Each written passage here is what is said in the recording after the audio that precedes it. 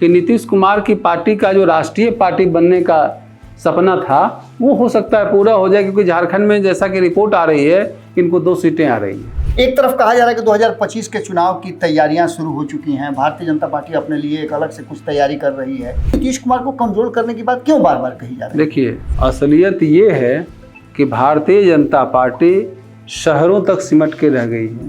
नोरमा group, जो सोचता है वो करता है, आपके अपने सपनों का आशियाना।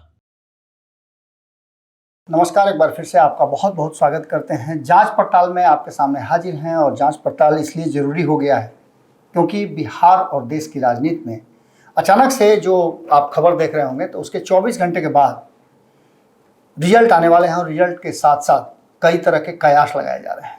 जो चर्चाएं चल रही हैं उसमें कहा यह जा रहा है कि इस परिणाम पर टिका हुआ है बिहार में 2025 का चुनाव और नरेंद्र मोदी का भविष्य। क्या होने वाला है, क्या होगा, ये तो अलग बात है, लेकिन इसका असर बिहार पर कैसे पड़ेगा? इतना ही नहीं, एक और बात कही जा रही है कि नीतीश कुमार को इन सभी चुनावों के रिजल्ट और जिस तरह से बिहार में 4 सीटों का उपचुनाव का पूरा प्रकरण रहा, जिसमें आपने देखा कि चुनाव प्रचार रहा, एनडीए एकजुट होकर होने की कोशिश करती रही, चुनाव प्रचार के बीच में बहुत सारी बातें निकल करके सामने आई, कौन किसके साथ गया, कौन किसके साथ मंच साझा किया, ये सभी बातें चल रही थी। इसी बीच में अब चर्चा ये चल रही है कि भारतीय जनता पार्टी ने नीतीश कुमार को अपने चक्रव्यूह में फंसा लिया है। जो बात 2020 से शुरू हुई थी वो बात अब 2025 से पहले नीतीश कुमार की कुर्सी, नीतीश कुमार की पार्टी और नीतीश कुमार का पावर सबको सीज करने की तैयारी है। कितना सही है और इन चुनाव परिणामों से क्या असर पड़ेगा? आलोक जी हमारे साथ हैं, वरिष्ठ पत्रकार हैं और बिहार की राजनीति पर बहुत पैनी नज़र रखते हैं। इनसे जानना चाहेंगे, सबसे पहला सवाल यही होगा कि झारखंड और जो महाराष्ट्र के चुनाव परिणाम आएंगे, बिहार के परिणाम आएंगे और अन्य जो राज्यों में उपचुनाव होने हैं उसका असर बिहार पर क्या पड़ेगा?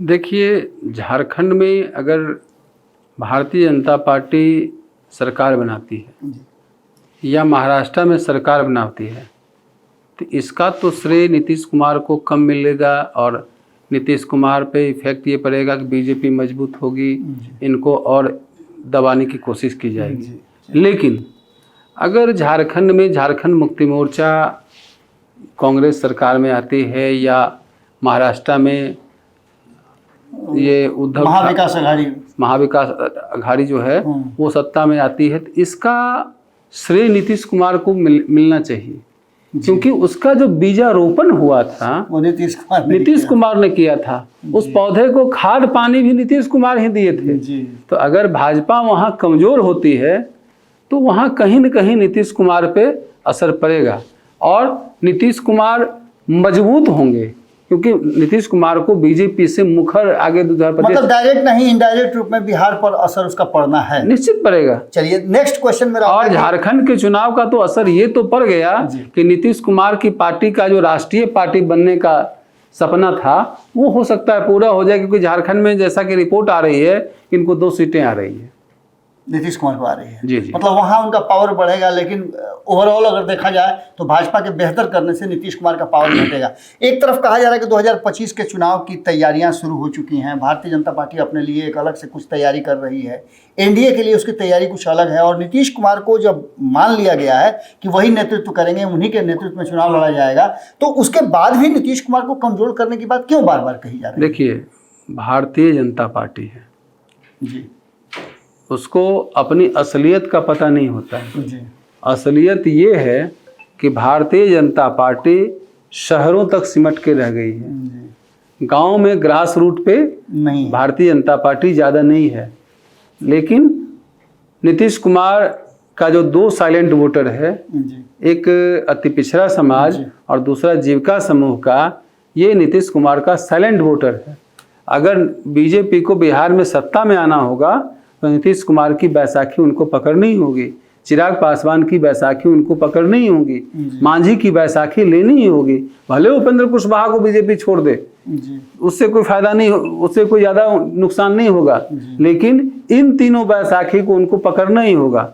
अगर बीजेपी नीतीश कुमार कि बैसाखी को छोड़ने की भूल आप करें। कह रहे हैं उपेंद्र कुशवाहा को छोड़ने की बात कर रहे हैं, लवकुश समीकरण के तो बड़े नेता के रूप में जाने जाते हैं, देखिए, नीतीश कुमार लवकुश के अपने आप में बड़े नेता हैं।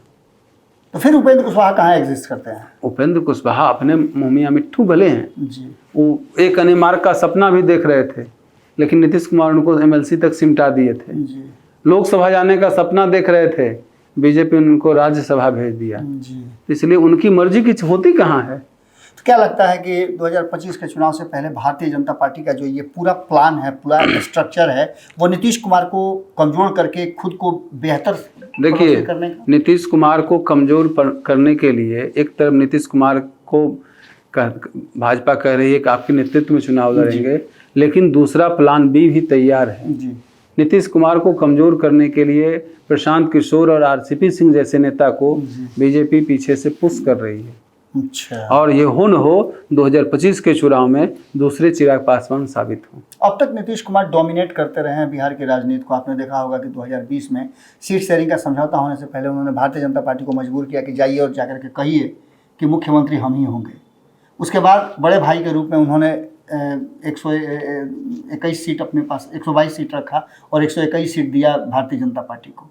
क्या आपको लगता है कि 2025 के चुनाव में भारतीय जनता पार्टी ऐसा नहीं करने देगी? जबकि झारखंड में सेम चीज़ हुआ था, उनको जितना चाहिए था उतना सीट नहीं दिया है, और लोकसभा चुनाव में भी उनकी एक सीट कम करके उन्हें छोटा भाई के रूप में। जैसे अब तो नीतीश सब देख रहे हैं कि भारतीय जनता पार्टी यहाँ 78 सीट उसकी है और नीतीश कुमार की सीटें 43 है, तो ये तो अब हो गया कि बड़े भाई की भूमिका में केंद्र में और राज्य में दोनों में भारतीय जनता पार्टी है, एक्सेप्ट कर लिया नीतीश कुमार। और दूसरी बात, हालांकि लोकसभा चुनाव के परिणाम ने नीतीश कुमार और बीजेपी को बराबरी पे ला दिया है, और लोकसभा चुनाव के बाद जदयू के नेता ये कहने भी लगे हैं कि हमको आधा चाहिए, आधा में जितने आपके एलाइड पार्टनर हैं उनको दीजिए, लेकिन हमको नहीं लगता ऐसा होगा।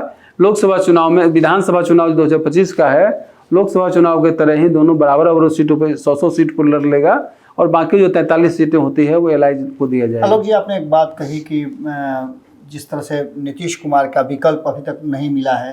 चिराग पासवान को बार बार प्रधानमंत्री अपने मंचों पर लेकर के जाते हैं, जहां नीतीश कुमार होते हैं वहां भी चिराग पासवान होते हैं, और चिराग पासवान को विशेष तरजीह देते हैं।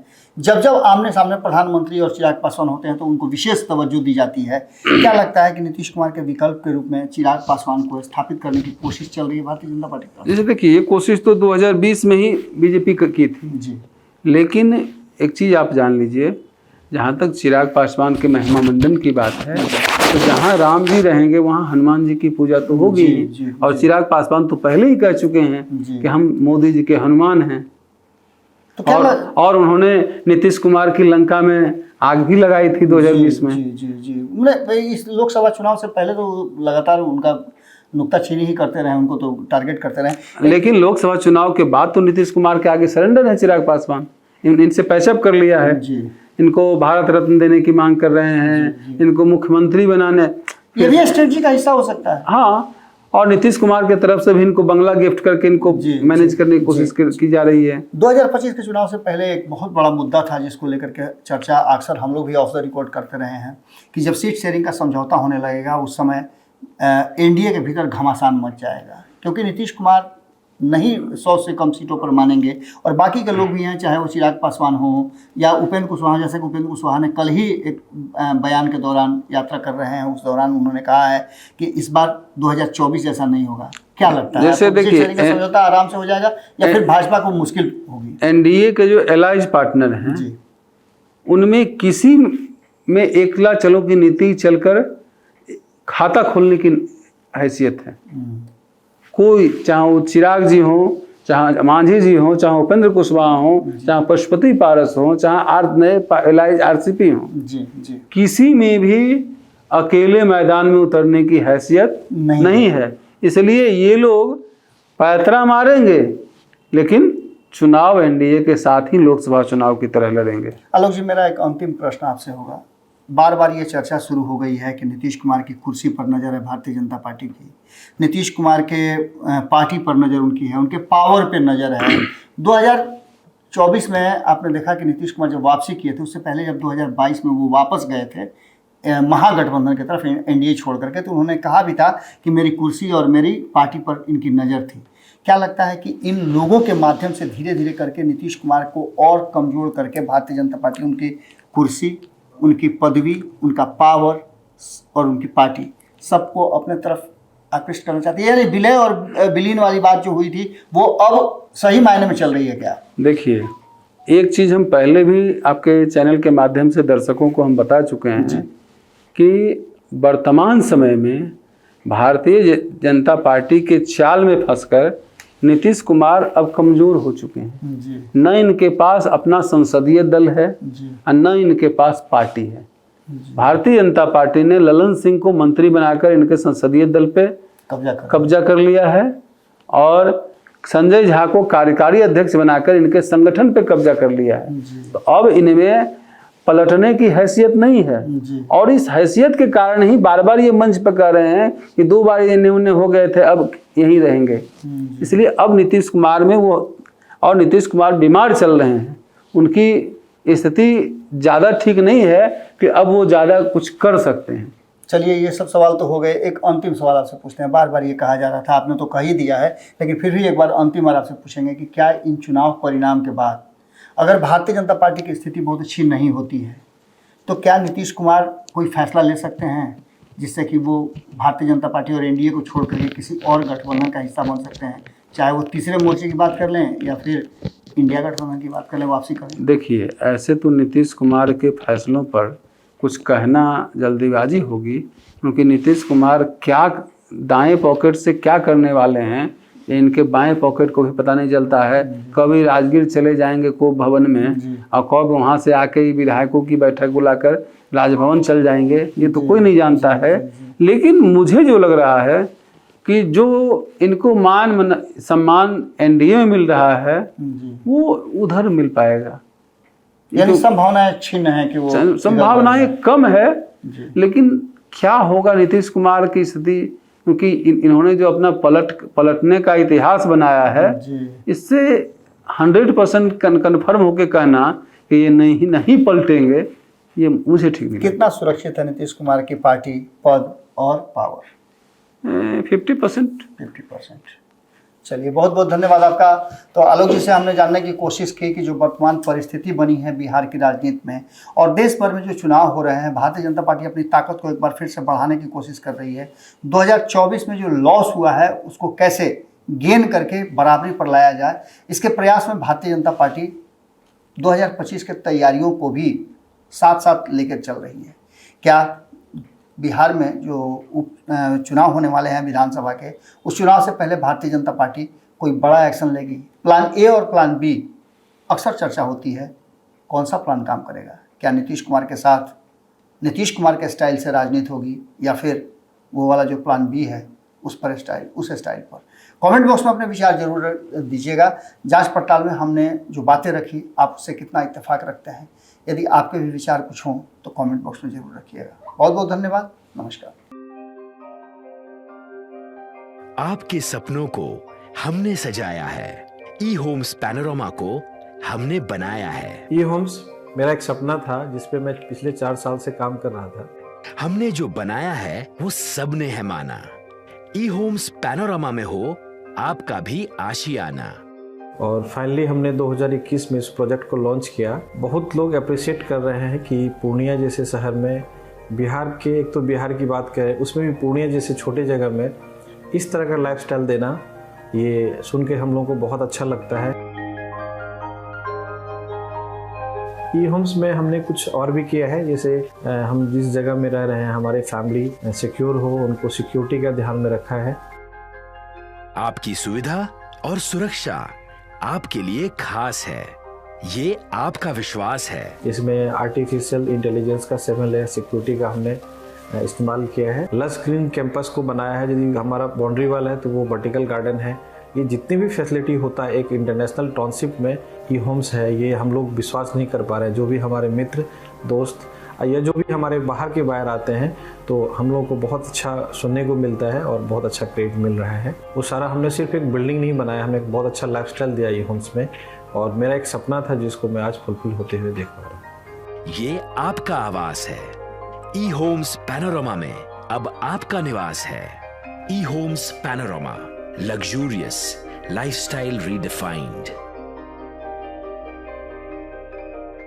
पनोरमा ग्रुप, जो सोचता है वो करता है। अगर ये वीडियो पसंद आई और वह बिहार के राजनीति और बिहारियत से सरोकार रखेनी तो सब्सक्राइब बटन दबा के चैनल के सब्सक्राइब कर ली। ओजे एगो घंटी बा, ओकरा बटन दबा देला से कुल सटीक और मारक खबर रुआ मुफ्त में मिल जाई। अगर रुआ पत्रकारिता के हमनी के नया प्रयोग में सहयोग कर चाहतानी तो ज्वाइन बटन दबा दी। पेटीएम नंबर नोट कर ली 938681